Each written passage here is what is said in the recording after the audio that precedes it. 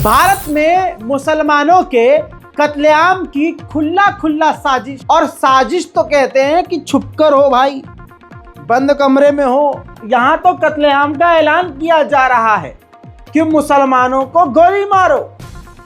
आप जानते हैं कि मुसलमानों को मारने के लिए बहाने बनाए गए हैं। पहले एक थ्योरी क्रिएट की गई है मोदी जी के द्वारा। जी हाँ, मैं सीधा मोदी बोलूंगा, क्योंकि जब भारत का प्रधानमंत्री खुलकर मुसलमानों के खिलाफ जहर उगल रहा है तो फिर आरएसएस वारएसएस ये हिंदू संगठन ये कुछ भी नहीं है, क्योंकि देश के लिए प्रधानमंत्री ऊपर है। और ऐसे में प्रधानमंत्री जो जहर उगल रहा है एक कम्युनिटी के खिलाफ, उस बयान और उसके उस घटिया रवैये और घटिया बयान की वजह से हिंदू तमाम संगठनों को और कट्टरवादियों को कितना बूस्ट मिलेगा, मुझे कुछ समझाने की जरूरत नहीं है। सोचिए, पहले ये सिर्फ हवाई बातें हुआ करती थी, अब अलल ऐलान क्लियर कट बोला जा रहा है कि मुसलमानों का कत्लेआम करो। बहाना क्रिएट किया गया 2014 से अब तक,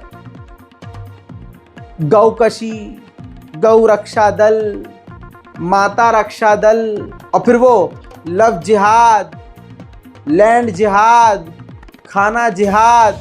इनके बस में कुछ नहीं है, बस इनको मुसलमान को मारना है। और जिहाद, यूपीएससी जिहाद, एजुकेशन जिहाद, सांस लेना जिहाद, चलना जिहाद, उठना जिहाद, बैठना जिहाद। आजकल के ये भाजपाई हिंदुओं का सर्कल यही हो गया है, लाइफ साइकिल यही है, घूम के सिर्फ जिहाद जिहाद जिहाद जिहाद जिहाद जिहाद जिहाद जिहाद जिहाद जिहाद जिहाद जिहाद। अबे भाई, इतना जिहाद जिहाद कर रहे हो तो मुसलमान हो जाओ, मोस्ट वेलकम। इतना जिहाद तो मुसलमान करता ही नहीं है, और जो जिहाद तुम बता रहे वो है ही नहीं। तो कहने का मतलब ये है कि मुसलमानों को फांसने का, मारने का एक पूरा प्लान बनाया जाता है कि इसको हम गौ तस्करी में मार देंगे, इसको तो हम लैंड जिहाद में मार देंगे। ये वो पैतरे हैं जिसके जरिए मुसलमानों का कत्लेआम किया जा रहा है। टी राजा जमानत पर बाहर है, और जमानत में शर्त है कि वो रैलियों में हिस्सा नहीं ले सकता, जनता के बीच जाकर फिर से भड़काऊ भाषण नहीं दे सकता। लेकिन न जाने जज को इन्होंने कौन सी घुट्टी पिला दी है, न्यायपालिका को क्या कह दिया है पीछे से, या किसी ऊपर वाले शख्स ने क्या जज को फोन कर दिया है, अरे हमारा लड़का है, जो बोल रहा है बोलने दो, इग्नोर करते रहो। शायद ऐसा कुछ कह दिया हो जिसकी वजह से अब AK-47 से मुसलमानों के सीने में गोली उतारने की बात टी राजा ऑन कैमरा कह रहा है। बहाना वही कि ये जो लव जिहाद कर रहे हैं, जो लैंड जिहाद कर रहे हैं, उनके सीने में गोली मारो। मेरे दोस्तों, मुसलमानों का कत्लेआम करने का ऐलान मंच से किया गया, लेकिन शासन प्रशासन ने कोई कार्रवाई नहीं की और न करेगी। उसका ये खौफनाक बयान सुनिए, और मुसलमानों से यही कहूंगा, अपनी रक्षा तुम्हें खुद करनी पड़ेगी। अरे AK-47 ले, जैसे एक नारा लग रहा था, कौन सा नीम का पत्ता, पाकिस्तान। अरे उन सालों के सीने पर गोली ठोक के मर, अरे लव जिहादियों के सीने में गोली ठोक के मर।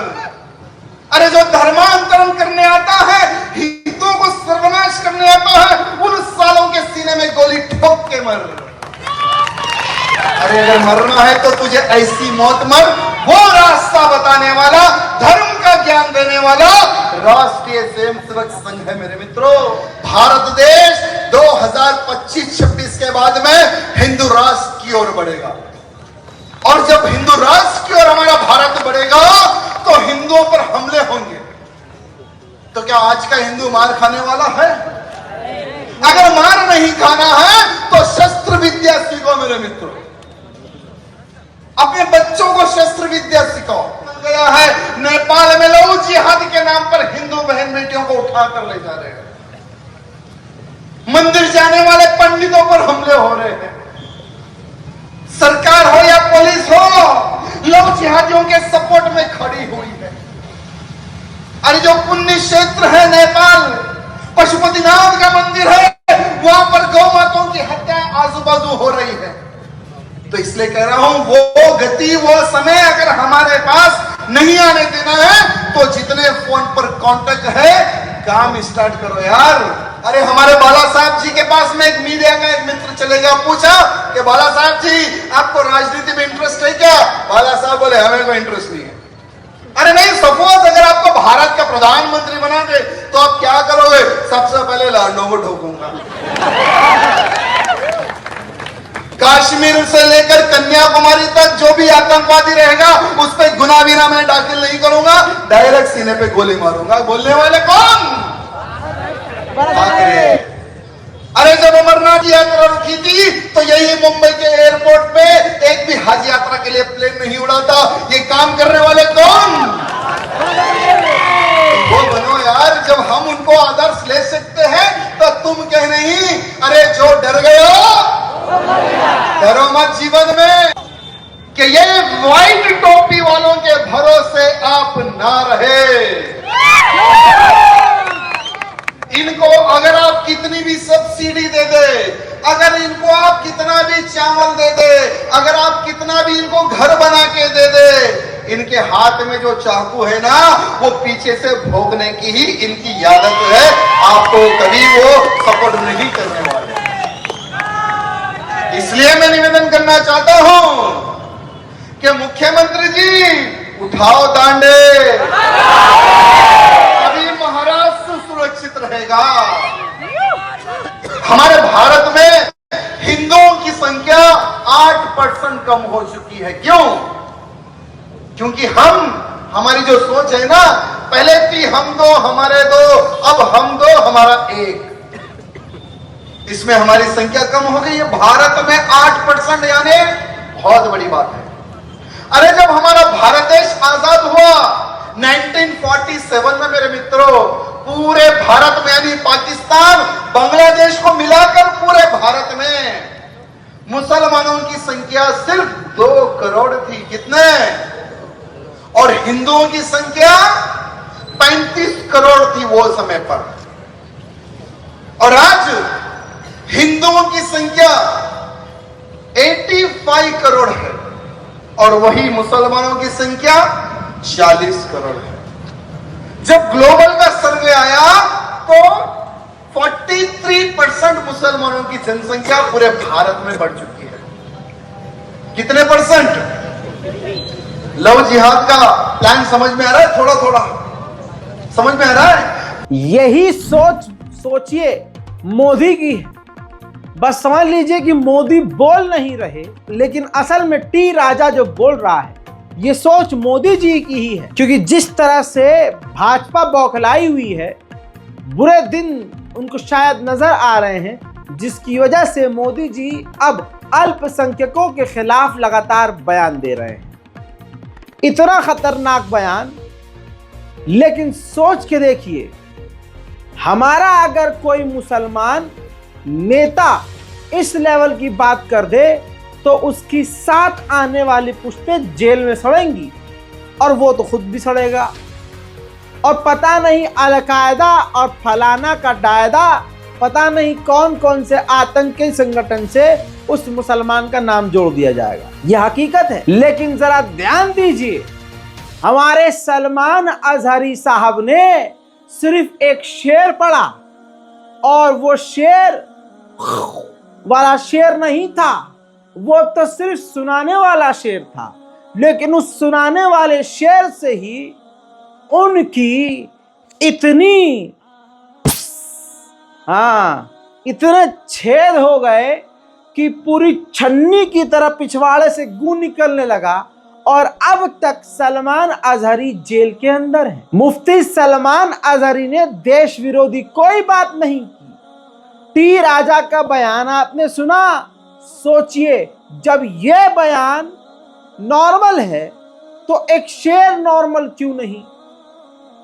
लेकिन हम मुसलमानों के साथ इसलिए होता है क्योंकि हमारे अंदर यूनिटी ही नहीं है, हम एक है ही नहीं और न हो पाते हैं। जैसे ही हम एक होते हैं, बीच में कोई आ जाता, अबे तो शिया है, अबे ये तो मुफ्ती है, अबे ये तो सुन्नी है। सबसे पहले मुसलमानों, ऐसे लोगों के गरीबान पर हाथ डालो और इनके टेटुए को ऐसे दबाकर टक से खींचो बाहर और कहो कि भाई तू उम्मते मुसलमा को एक होने दे, वरना भाई तू निकल किनारे, चाहे वो कोई भी हो। हमारे अंदर यही दिक्कत है। इसीलिए आज दो तरह के मुसलमान हैं। एक वो मुसलमान जो सलमान अजहरी के लिए दिन रात तड़प रहे हैं, ऐसे आपको 5% मुसलमान नजर आएंगे। दूसरा मुसलमान जो 95% है, उसे फर्क नहीं पड़ता कि सलमान अजहरी को फांसी हो जाए या कोई पड़ोस के मौलवी को या अगले मोहल्ले में रहने वाले मस्जिद के इमाम को कुछ भी हो जाए। उसे मतलब है अपने रात की नल्ली नहारी से, बिरयानी से, अंडे के सालन से, सुबह भाई काम पे जाएंगे, खाना क्या लेके जाएंगे, वो भी 12 बजे सो के उठेंगे। यही तो चीज है जो काम हमें करना चाहिए, जो आदत हमारी होनी चाहिए। नाम नहीं लूंगा, वो दूसरों की है। हमें फज्र में उठना चाहिए, लेकिन हम फज्र में दरियाई घोड़े की तरह मुंह फाड़े सो रहे होते हैं और उधर दूसरे इलाके में जो दूसरे समुदाय के लोग हैं, उनकी महिलाएं 4 बजे पूरा घर धो के 5 बजे तक घर की चौखट धो के गली तक धोकर अपने ऊपर वाले को, जिसको वो मानते हैं, उसको याद करके उसकी आरती उतार के पूरे घर में धूप बत्ती दे के सबको उठा देते हैं, उठो उठो उठो। और हमारे यहाँ 12 बजे 1 बजे जैसे सुअर लौटते हैं गू में, ऐसे पड़े रहते हैं। 1 बजे उठते हैं, 2 बजे नाश्ता करते हैं, 3 बजे नींद भागती है, 4 बजे देखते हैं यार कुछ करने का मन है तो चलो मोबाइल ही चला लेते हैं, बाहर तो गर्मी हो रही है। 5 बजे भाई साहब प्रॉपर इनकी शाम को सुबह हो रही होती है, रात के 2-4 बज जाते हैं सोते सोते। यह मुसलमान का साइकिल है, यह मुसलमान की लाइफ है। इस वजह से हम अब सेंसिटिव नहीं रहे हैं। हमारे आलिम दीन जेल में जाए, कहीं भी जाए, हम पे अब कोई फर्क नहीं पड़ता है। अब जिसका टाइम टेबल ही बिगड़ा हुआ है, वो 5 टाइम का छोड़ो, वो 2 टाइम का भी नमाजी कैसे हो सकता है? आप समझ रहे हो? तो इसलिए हम हर जगह पिट रहे हैं जरी। अब दूसरी तरफ गलती से ANI के पत्रकार ने सवाल कर लिया कि मोदी जी, विपक्ष इल्जाम लगा रहा है कि आप ED और CBI का इस्तेमाल करते हैं। तो मोदी जी ने इसका जवाब देने के बजाय बातों को जलेबी बाई की तरह घुमा दिया और अगला भी ANI का पत्रकार सोचने लगा कि अरे यार यहीं से सीधा जेल न जाना पड़े। और ये तो मोदी जी हैं, गुजरात का रिकॉर्ड हमें याद है, कहाँ गायब होऊंगा, मिलूंगा भी नहीं। मोदी जी ने उल्टा जवाब देने के बजाय पत्रकार को ही सुना दिया। ये एक आरोप विपक्ष और लगा रहा है कि ED, IT, CBI इसका इस्तेमाल किया जा रहा है विरोधियों को दबाने के लिए। मेरा मीडिया को सवाल है कि विपक्ष ने आपको ये कूड़ा कचरा पकड़ा दिया, वो कूड़ा कचरा लेकर के आप हमारे पास पहुंच जाते हैं। मीडिया वाले रिसर्च करें कि भाई सरकार के लिए क्या सवाल पूछने चाहिए, प्रधानमंत्री को क्या सवाल पूछना चाहिए। जो कूड़ा कचरा फेंक रहा है उसको पूछो ना, भाई तुम ये जो कह रहे हो इसका सबूत क्या है, कानून नियम क्या है, उसको पूछो ना। उसकी आपकी हिम्मत नहीं है। लेकिन वो जो कूड़ा कचरा फेंकते हैं, वो कूड़ा कचरा लेकर के आप मेरे यहाँ आते हैं। ये ठीक है कि मैं रिसाइकल के मानता हूँ, तो मैं इस कूड़े कचरे का रिसाइकल करके उसको खाद में परिवर्तित कर दूंगा और उसमें से देश के लिए कुछ अच्छी चीजें पैदा कर दूंगा, इसलिए वो तो मैं करूंगा। लेकिन ऐसा लग रहा है कि मोदी जी को एहसास हो चुका है कि उनकी हार पक्की है और वो अगर जीतेंगे तो ईवीएम के ही दम पर। अब जब झारखंड ये पहुंचे हैं तो वहां जाकर रैली में कह रहे हैं कि लव जिहाद का जो वर्ड, जो नाम मिला हमें, वो झारखंड से मिला। तो आप समझने की कोशिश कीजिए, मोदी अपने मुंह से इस बात को एक्सेप्ट कर रहे हैं कि मुसलमानों का कोई लव जिहाद से मतलब नहीं है, उनके बीच से कोई ये लव जिहाद नहीं आया है जुमला, ये जुमला झारखंड से आया है। अब आप कहेंगे कि झूठ बोलो, बार बार झूठ बोलो, जब भी मुंह बोलो झूठ बोलो। हाँ, वही हाल है इनका, डायलॉग भी इनका वही है, हाल भी इनका वही है। सुनिए। हमारे साथी बता रहे थे, बोले लव जिहाद शब्द जो है ना, वो सबसे पहले झारखंड में आया, झारखंड वालों ने शब्द दिया है। अब देखिए, हमारे देश में रविवार को छुट्टी होती है, हॉलीडे। क्योंकि जब अंग्रेज यहां राज करते थे तो ईसाई समाज हॉलीडे मनाता है, पवित्र दिवस, तो तब से रविवार परंपरा शुरू हुई। अब रविवार को हिंदुओं से जुड़ा हुआ नहीं है, ईसाई समाज से जुड़ा हुआ है। 200 साल से 300 साल से यहां चल रहा है। अब उन्होंने एक जिले में रविवार की छुट्टी पर ताले लगवा दिए, बोले शुक्रवार को छुट्टी होगी। अब ईसाइयों से भी झगड़ा, पहले हिंदुओं से झगड़ा, अब ईसाइयों से झगड़ा। ये क्या चल रहा है भाई साथियों? सुन लिया दोस्तों, ऐसे ही बीजेपी के किसी भी नेता के पास हिंदुओं को नौकरी देने के लिए सरकारी नौकरी नहीं है, बेहतरीन शिक्षा नहीं है, बेहतरीन करियर नहीं है, तो इनके जाहिल नेता और बड़े बड़े नेता सिर्फ और सिर्फ हिंदू मुसलमान कर रहे हैं। माननीय योगी आदित्यनाथ जी मंदिर मस्जिद अभी भी करते हुए थक नहीं रहे, और तो और अब वो लालू प्रसाद यादव यानी विपक्ष की पार्टी को सीधा निशाना बना रहे हैं। और किस स्तर पर निशाना बना रहे हैं, चेक कीजिए। एक तरफ मोदी जी के नेतृत्व में विकास भी है, गरीब कल्याण भी है, सम्मान भी है, सुरक्षा भी है, अयोध्या में राम मंदिर का निर्माण भी है, और काशी में काशी विश्वनाथ धाम भी आप जाकर के देखिए बगल में। बहनों और भाइयों, आस्था का भी सम्मान है, विरासत भी है तो विकास भी है। और दूसरी तरफ कांग्रेस और आरजेडी आपको कहां ले जाना चाहती है। इन लोगों ने तो हमेशा छल किया, जब मौका मिला इन्होंने देश के साथ छल किया, सनातन धर्म के साथ छल किया, बिहार से छल किया, वोट आपका, और सरकार बनी तो पेट भरा है इन्होंने अपने परिवार का। याद करिए, लालू जी अपने परिवार के बाहर किसी के बारे में सोच नहीं सकते। आप सोचिए, पूरी दुनिया से कम्युनिस्ट समाप्त हो रहे हैं, बंगाल से समाप्त हो गया, और यहां पर एक नक्सली को इन्होंने प्रत्याशी बना करके उतारा है। भाई सुन लिया।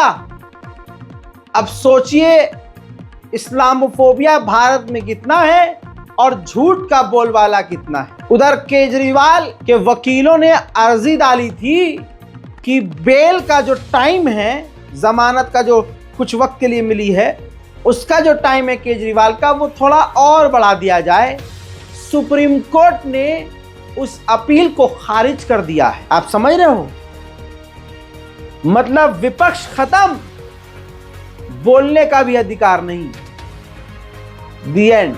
विपक्ष को कानून के रखवालों के द्वारा और कानून के मास्टर ब्लास्टर न्यायपालिकाओं के द्वारा किस तरह से तोड़ा जा रहा है, आप ये चीज आज अपनी आंखों से देखिए। मेरे दोस्तों, आम आदमी पार्टी की महिला नेता आतिशी को सुप्रीम कोर्ट ने नोटिस भेज दिया है। अब उन्हें कोर्ट में 29 जून को अपीयर होना पड़ेगा। उधर बीजेपी ने एक बड़ी गलती ये कर दी कि अपने पैर पे कुल्हाड़ी मार ली कंगना रंडावत को टिकट देकर। लोकल पत्रकार ने कहा कि आपके खिलाफ आपकी बीजेपी पार्टी के ही लोग शिकायत करते हैं और कई तरह की बातें कहते हैं। ऐसे में कंगना रनावत ने बिना देर किए, बिना ऊपर वाले माले का इस्तेमाल किए बोल डाला कि हाथी चलते रहते हैं, कुत्ते भौंकते रहते हैं। जान के कहिए या अनजाने में कंगना रनावत ने बीजेपी के अपने कार्यकर्ता और साथियों को कुत्ता कह दिया। एक चर्चा और हो रही है कि कुछ पार्टी के अपने ही नेता हैं जो आपके साथ कंफर्टेबल फील नहीं कर रहे हैं, और कुछ लोग ये भी कह रहे हैं सुगबुगाहट है कि आप सुनते नहीं हैं, या फिर कुछ लोगों को ये भी लग रहा है कि हम एडजस्ट कंगना के साथ नहीं कर पा रहे हैं। तो ऐसे में तालमेल बिठाने की आपने कोशिश की क्या? नहीं, ऐसा कुछ नहीं है, ये तो खैर अफवाहें हैं। और जब जैसे कहते हैं जब हाथी चलते तो कुत्ते भौंकते हैं, तो भौंकते हैं। खूब गला फाड़ फाड़ कर योगी जी ने उत्तर प्रदेश के लोगों को रिझाया, लेकिन लखनऊ उत्तर प्रदेश की राजधानी का ये वीडियो देख लीजिए। सच्चाई ये है कि रोज शाम होते ही लखनऊ के कई इलाकों में बत्ती गुल हो जाती है, पूरा अंधेरा छा जाता है। हफ्तों से हो रहा था, अब लोगों का गुस्सा फट गया। लोगों ने चक्का जाम कर दिया, बवाल काटा और पुलिस के पसीने छूट गए इन भीड़ को कंट्रोल करते वक्त। हज़रात, अब सबसे बड़ी खबर सुनिए। बिल्किस बानो के बलात्कारियों को मोदी जी ने मोहब्बत से रिहा करवाया। बलात्कारियों से बीजेपी का गहरा नाता है। इसी दौरान बीजेपी के राज में राम रहीम बाबा जो बलात्कार के जुर्म और 2 हत्याओं के जुर्म में जेल में था, उसको बाइज्जत बरी कर दिया गया है। दोस्तों, जो सीबीआई कोर्ट ने फैसला सुनाया था और सारे सबूत मौजूद थे कि राम रहीम बाबा ने बच्चियों का बलात्कार किया और एक अय्याश जिंदगी गुजार रहा था, वो कोई बाबा आबा ढाबा नहीं है और उसने 2 कत्ल भी किए और जिसकी सजा मिली कि उम्र भर इनको, यानी उम्र कैद इनको मिली। आज हरियाणा और पंजाब हाई कोर्ट ने उस फैसले को पलट दिया, बाइज्जत बरी कर दिया, वो भी 5 लोगों सहित राम रहीम बाबा और उनके 5 साथी जेल से आजाद, बड़ी जिम्मा, खत्म, खलास। ये बीजेपी का राज है, ये राम राज। उधर इलाहाबाद हाई कोर्ट से अब्बास अंसारी यानी मुख्तार अंसारी के बेटे को एक बड़ी राहत मिली है। इलाहाबाद हाई कोर्ट ने पुलिस को जलील करते हुए, लताड़ लगाते हुए, नंगा करते हुए कहा कि फर्जी मुकदमा गुंडागर्दी एक्ट लगाकर जबरदस्ती इन पर कार्रवाई करना सही नहीं। जो गुंडा एक्ट मुख्तार अंसारी के बेटे अब्बास अंसारी पर लगा था, वो इलाहाबाद हाई कोर्ट ने खारिज कर दिया। ये जो नए नए हिंदू बन रहे हैं और जो भाजपाई हिंदू हैं, ये सिर्फ मुसलमानों के लिए नहीं, खुद हिंदुओं के लिए और दूसरे समुदाय के लिए एक बड़ा खतरा है। स्क्रीन पर मौजूद एक यूट्यूबर, एक नल्ले यूट्यूबर का वीडियो है जो इसी तरह की वीडियो बनाकर लोगों को परेशान करके जबरदस्ती यूनिक और एंटीक वीडियो बनाने की कोशिश करता है और व्यूज कमाता है। चमौली उत्तराखंड में जैन दिगंबर मुनि निर्वस्त्र घूम रहे थे। आप लोगों को पता है, आपके मोहल्ले, इलाके या किसी आसपास के शहर में आपने देखा होगा कि जो जैनियों के बाबा होते हैं, जो जैनियों के धर्मगुरु होते हैं, 12 महीने वो अपने जिस्म पर एक रुमाल तक नहीं रखते। आपके लिए ये हंसी मजाक का पात्र होगा, लेकिन सोचिए कड़ाके की ठंड हो और जिस्म पे एक कपड़ा ना हो, हालत खराब हो जाएगी। सोच के देख लीजिए। और सभी को पता है कि जैनियों के बाबा ऐसे ही रहते हैं। लेकिन तस्वीर में आप ध्यान से देखिए, 2 ऋषि मुनि जो जैनियों के धर्मगुरु हैं, वो बड़े ही अदब एहतराम से कोने में बैठे थे और पीछे अपने सीनियर बाबा का इंतजार कर रहे थे आने का। यूट्यूबर सूरज सिंह हाथ बांधे इनसे बहस करने लगा और कहा कि ये तो गलत है, आप नंगे घूम रहे हो, आप उत्तराखंड में आए हो। छोटा सा एक अंश इनकी बहस का दिखा रहा हूं, कॉपीराइट का मसला है, लंबा नहीं दिखा सकता। क्या? अरे आप बताओ ना, आप मतलब यहाँ मतलब क्या हम लोग दिगंबर ही रहते हैं, बस स्टैंड पे। क्या करते हैं? दिगंबर रहते हैं, बस स्टैंड पे रहते हैं, बस स्टैंड नहीं पहनते, कपड़े नहीं पहनते। वस्त्र नहीं पहनते हो तो बस ऐसा नंगे कैसे घूमो? उत्तराखंड में आप क्या करो? बद्रीनाथ बद्रीनाथ ऐसे नंगे जाओ? ये उत्तराखंड है, आप मतलब कैसे ऐसे कैसे घूम रहे हो? हैं? पुलिस वाले बताएंगे। अच्छा, पुलिस वाले बताएंगे। हाँ। मतलब क्या प्रचार है, मतलब इसमें क्या है, मतलब क्या वासनाओं पर नियंत्रण। वासनाओं पर नियंत्रण है? तो मतलब ये प्रचार चल रहा है कि वासनाओं पर नियंत्रण कैसे किया जाता हम है? लोग का अभी से प्रचार नहीं चल रहा, ये अनादि परंपरा है। अच्छा, ये आपकी परंपरा है? अनादि परंपरा है। जहाँ जिस समुदाय से आप लोग आते हो वहाँ सब नंगे घूमते हैं, चाहे लेडीज हो चाहे जेंट्स हो, तो बस जेंट्स। तो आप लोगों को कुछ बोलता है नहीं क्या? अरे मैं तो पहली बार देख रहा हूँ उत्तराखंड में ऐसा। आप कहाँ के हो? मैं यही कहूँ। आप यहाँ का तो नहीं, अगर बाई चांस मैं ये बोल दूं कि उत्तराखंड में ऐसा चलता नहीं है। सुन लिया, देख लिया, छपरी यूट्यूबर ऐसे होते हैं, दूसरों को परेशान करना, हरास करना। हालांकि बड़ी बात यह है कि FIR दायर किया गया है और जल्द कार्रवाई की जाएगी। हर कोई यूट्यूबर आपके इस छोटे भाई जैसा नहीं है। अब बॉबी कटारिया को कौन नहीं जानते? आप सोच के देखिए, ये बंदा फेसबुक, इंस्टाग्राम हर जगह वायरल रहता है। इसको कोई और काम करने की जरूरत नहीं है, यूट्यूब से ही, सोशल मीडिया से ही इतना पैसा कमा लेता है। लेकिन बाबा, जब भूख पैसे की हो तो इंसान क्या क्या करता है। यूट्यूबर बॉबी कटारिया के साथ साथ 5 और लोग गिरफ्तार हुए हैं जो विदेश जॉब के लिए भेजा करते थे लोगों को और ठगी किया करते थे। NIA की यूपी, दिल्ली, हरियाणा, पंजाब, गुजरात, बिहार में 15 लोकेशन पर एक साथ छापेमारी हुई। ह्यूमन ट्रैफिकिंग केस में हुई रेड। 5 आरोपी यूट्यूबर बॉबी कटारिया, सरताज सिंह, प्रहलाद सिंह, मनीष हिंगू, नाबिया लामरे को गिरफ्तार किया गया है। पुलिस ने कहा है कि यह गैंग नौकरी दिलाने के बहाने बेरोजगारों को लाओस देश भेजा करती थी और करीब 150 इंडियन वहां इसी तरह से बंधक बनाए गए, जिनमें 2 बड़ी मुश्किल से छुटकर भारत के अम्बेसी लाओस में पहुंचे और जैसे तैसे उनको लाया गया। तो बॉबी कटारिया जैसे लोग नौकरी का बहाना देकर लोगों को ठगते थे, लेकिन अलग से इनका यूट्यूब चैनल भी जमकर चल रहा है। हजरात मोहतरम, इसी तरह से अपने फेवरेट मुद्दे पर आऊंगा। दोस्तों, ये हिंदू समुदाय के लोग मुसलमानों पर उंगली उठाकर कहते हैं कि इनके यहाँ 10-10 बच्चे पैदा होते हैं। हिंदू संगठन के ही बड़े बड़े जो प्रवक्ता होते हैं, जो लबर लबर लबर लबर जहर उगल रहे होते हैं, आपको बता दूं, वो कहते हैं कि सुअरों की तरह ये बच्चा पैदा करते हैं मुसलमानों को। नरसिंहालंड सरस्वती बार बार इस बात को कहता है कि ये मुल्ले सुअरों की तरह बच्चा पैदा करते हैं, लेकिन हकीकत ये है कि ये तो सुअर क्या, सुअर से गंदा भी अगर कोई हो तो उनकी तरह ये खुद बच्चे पैदा करते हैं। हकीकत है, ये कहते हैं हम 2 हमारे 2, लेकिन असलियत इनकी ये है कि ये 2 और इनके 185।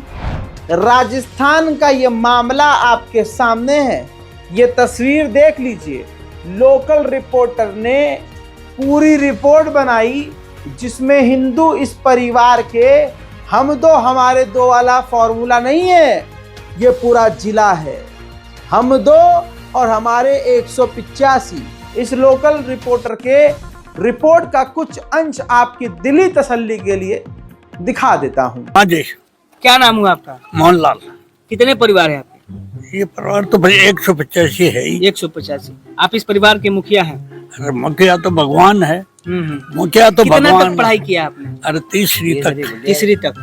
होता है खेती से? और खेती में तो हो जाए 30-40 लाख की, बने उपाड़ भी तो हुआ ना, खाद बीज एक सीजन की? हाँ, एक सीजन की हो जाए, अपन पाँचों उपाड़ भी तो हुआ ना, डीपी है, यूरिया है, पिलाई है, जुलाई है, खर्चा जितना ही पैदा हुआ जितनी खर्चा हो जाए। सबसे बड़ी बात कि इस परिवार, हिंदी आती है समझ में? आती है। हाँ। कितने परिवार है आपके? 185। 185। घर में शादी कब कब आता है? हर 2-3 महीने में कोई प्रोग्राम फंक्शन चलता ही रहता है, कुछ शादी या 6 महीने में शादी भी हो एक जाती बात बताइए, इस घर का मुखिया कौन है? है। दादाजी हैं। आप वोट देते हैं? देते हैं ना, बिल्कुल जिसको चाहते हो उसको मुखिया बना बिल्कुल। देते हैं? हाँ, अच्छा एक बात बताइए, आप पढ़ाई भी किया? कर रहा हूँ ना। बच्चे हैं आप लोग? कितनी बहन हो आप? मैं 50। 50 बहन? इस घर में 50 छोटे बच्चे हैं। अब फुआ लोग कितना है? बुआ लोग तो 10 है के, वो 10 है। सिस्टर है 35। ये लो सास है? आप लोग सास? ये तो सास है, हाँ। ये भाभी है, ये भाभी लोग हैं। ये चाची वगैरह है। घर में लड़ाई उड़ाई होती है? नहीं नहीं, कहीं ना हो, हैं? लड़ाई तो ना हो, लड़ाई ना हो? लड़ाई नहीं होती है? नहीं, सब एक साथ रहते? सब एक साथ रहते हैं। कभी हो गया तो? वापिस बोल देते हैं हम। ये मुखिया जी के पास नहीं जाता मामला? नहीं। अगर चला जाएगा तो क्या होगा? तो आप लोग तो चाहते होंगे, तो जिसको चाहेंगे उसको मुखिया बना देंगे, सरपंच बना देंगे। हाँ आपके घर में एक सरपंच भी है? हाँ हैं? हाँ। शादी कब कब आता है आपके घर? हर 6 महीने में अच्छा, आटा बनता है आपके यहाँ? 20-30 किलो बनता है। सब्जी 20 किलो। 20 किलो। दूध कितना आता है? 40 लीटर आता है। ये चलिए इनसे भी बात करते हैं। जैसे हम लोग रहते हैं वैसे लेकिन सब सरकार तो कह रही है हम दो हमारे दो। वो उनकी सोच है। ये 150 रहे में 150। हाँ, सब जगह दो जना भी नरे हुए। हाँ। बड़े मेरे 150 आपकी अगर मतलब ये ननद ओनद और जमाई उमाई मिल के कितने लोग का होता है? वो 500-600 हो जाता है। 500-600। शादी ब्याह पड़ता है तो कितने लोग आते हैं? वो तो हो जाते हैं 1000-2 1000। तो शादी में तो बहुत मजा आता होगा? बहुत मजा आता है। हम बाहर जाते हैं ना, बाहर उतना मजा नहीं आता जितना हमारे घर की शादी में आता है। अच्छा, आपकी शादी हुई होगी तो आपने उधर ऐसे ही जिस इंसान का कुछ गुजर बसर नहीं हो रहा है, इस्लाम को गाली बक रहा है, जिसकी जिंदगी में जरा सा भी दुनिया इंटरेस्ट नहीं ले रही है और जिसकी जिंदगी में कुछ है ही नहीं, वो कुरान जला रहा है, कुरान के पन्ने फाड़ रहा है। इससे क्या हो रहा है? दुनिया इंटरेस्ट ले रही है। अरे ये कौन है? एक्स मुस्लिम समीर YouTube चैनल पर जहर उगलता है, इस्लाम के खिलाफ बोलता है और इन तमाम चीजों के बावजूद उसको ज्यादा कामयाबी नहीं मिली। फिर इसने सोचा कि देश में माहौल मुसलमानों के खिलाफ वाला है। भाई प्रधानमंत्री स्टेज से मुसलमानों के खिलाफ बोल रहा है, तो चलो हिंदुओं को खुश करने के लिए सब्सक्राइबर इस तरह से हासिल करूं कि कुरान पाक को जलाऊं। और चैलेंज करता है कि कोई मेरा कुछ नहीं उखाड़ सकता, कोई केस नहीं कर सकता, कोई कुछ नहीं कर सकता। चैलेंज करता है और कुरान पाक की कुछ इस तरह से तौहीन करता है। तुम्हारे कुरान की औकात पता है क्या है मेरे सामने? ये दिस इज औकात of your Quran in front of me, x मुस्लिम समीर।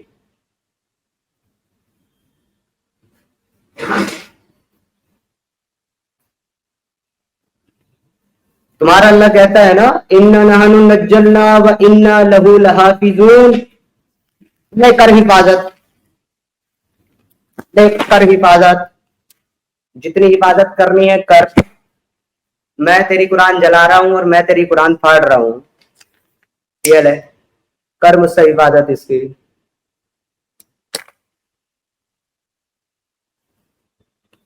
है कोई ज़ॉम्बी जो मुझे रोके?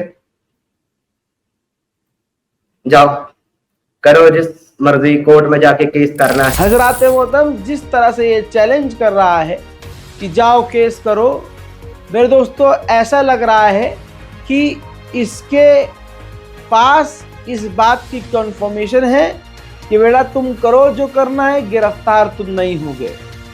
भाइयों बहनों, तुम जो मर्जी करो, तुम गिरफ्तार नहीं होगे। किसी बड़े इंसान ने जैसे वादा इससे किया हो। जब मेरे दोस्तों हमने हाथ पैर मारा कि ये है कौन, कहाँ है, तो जानकारी कुछ इस प्रकार से मिली कि ये तो हिंदुओं का बलात्कारी है, हिंदू लड़कियों का बलात्कारी है। भले ही हिंदू इसका साथ दे रहे हैं, लेकिन ये तो महाबलात्कारी है। दोस्तों, मैं बता देना चाहता हूं कि इसका नाम असल में जो दिखा रहा है दुनिया को, समीर वमीर नहीं है। छिपा सिद्धार्थ चतुर्वेदी का बैंकिंग अकाउंट का जो नाम है, बैंकिंग नेम जो है, सदाकत अली कुरैशी है। बाप का नाम रिफाकत अली कुरैशी है। इसने शादी के बहाने कई हिंदू लड़कियों का यौन शोषण किया है। ये वही है जिसने लाइव स्ट्रीम में कुरान को जला दिया, जो मैंने आपको दिखाया। तमाम तस्वीर ध्यान से देख लीजिए। हिंदू बेटियों के साथ ये रिलेशनशिप में आता है, उनके साथ फिजिकल रिलेशनशिप बनाता है, उनको छोड़ देता है। अब हिंदू बहन बेटियां और नौजवान कुरान जलाने की इसकी हरकत पर इतने खुश हैं कि ये भी नहीं देख रहे हैं कि हिंदू लड़कियों के साथ ये चुन चुन कर ये काम करता है।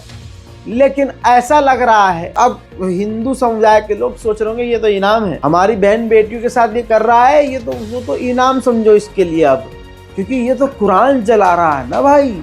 मेरे दोस्तों, 2 दिन हो चुका है, अरेस्ट एक्स मुस्लिम समीर ट्रेंड चल रहा है, लोग मांग कर रहे हैं और शासन प्रशासन पूरी तरह से इग्नोर कर रहा है। शायद समीर इसीलिए टेंशन फ्री होके YouTube पर लाइव स्ट्रीमिंग के दौरान कुरान जला देता है, क्योंकि शायद प्रशासन से उसको कंफर्मेशन मिली थी कि हम तुम्हें गिरफ्तार नहीं करेंगे।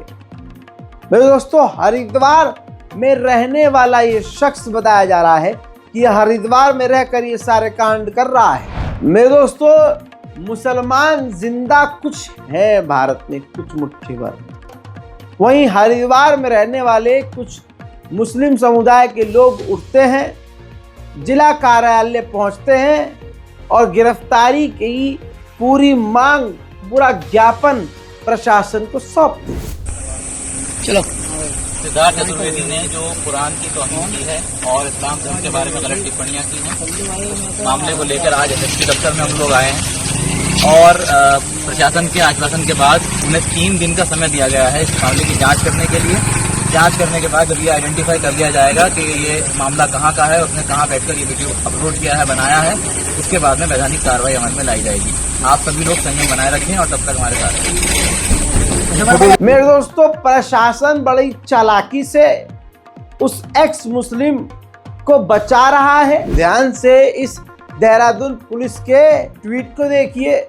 लिखती है कि उक्त व्यक्ति का पता रुड़की हरिद्वार का दिख रहा है, आप इस संबंध में हरिद्वार पुलिस से शिकायत करें। और उधर हरिद्वार पुलिस कह रही है, संबंधित प्रकरण में एक्स मुस्लिम समीर पिछले लगभग 3 साल से पाडली गुर्जर नामक स्थान में नहीं रह रहा है और न ही जनपद के हरिद्वार में कहीं भी पवित्र कुरान की बेअदबी का कोई प्रकरण हुआ है, तथा बिना जानकारी के प्रकरण को शेयर न करें, अन्यथा आपके विरुद्ध ही कार्रवाई की जा सकती है। यानी जो मुसलमान सोशल मीडिया पर ये मांग उठा रहे हैं कि ये व्यक्ति हरिद्वार का रहने वाला है, कुरान की तौहीन कर रहा है, इसको गिरफ्तार किया जाए, तो प्रशासन उसे ही धमकी दे रहा है कि सुनो, पहली बात तो ये कि ये हमारे यहाँ नहीं है,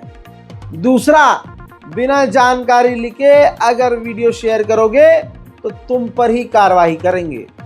ये शासन प्रशासन है, इसकी यही सच्चाई है, क्योंकि शासन प्रशासन में वर्दी के अंदर भी जो बैठा हुआ है वो कट्टर हिंदू है, वो यही करेगा।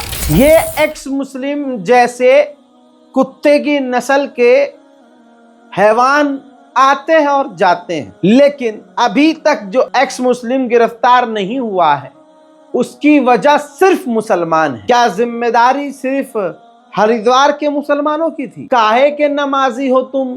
जो 5 वक्त का नमाजी है उसकी ऐंठन अलग होती है भाई साहब, ये तो बहुत बड़े नमाजी हैं। लेकिन मेरे दोस्तों, नमाज के साथ साथ ये भी तो जरूरी है कि आसमानी किताब की कोई तौहीन कर रहा है तुम्हारे जिंदा रहते हुए, तो लानत है तुम्हारे जिंदा रहने पर। असल में तुम मुर्दा हो। एक्स मुस्लिम गिरफ्तार इसलिए नहीं हो रहा है क्योंकि हम मुसलमान खुद बेगैरत हैं। अरे हाँ, जला दी कुरान, क्या हो गया? वो स्टेट मतलब स्टंट है उसका। अरे स्टंट है या मिस्टंट है? तेरे मुंह से ये बात निकल कैसी रही है कि हाँ तूने देख लिया लेकिन तुझसे सब्र हो गया, तुझसे बर्दाश्त हो गया। अल्लाह की किताब को एक इंसान जला रहा है, उस किताब के ऊपर पैर रख रहा है, भारत सरकार उसका साथ दे रही है। तुम कैसे मुसलमान हो कि सड़क पर न उतर पाए? ये जो दूसरे ऐसे ही आतंकियों को हिम्मत और शय मिल रही है, हमारी खामोशी, हमारी चुप्पी और नाकामयाबियों की वजह है।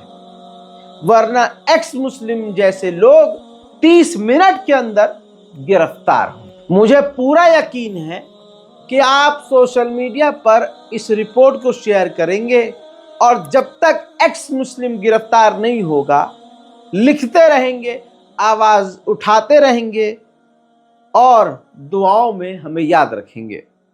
इस रिपोर्ट को शेयर कीजिए, नीचे अपनी राय कमेंट में लिखिए। जय हिंद।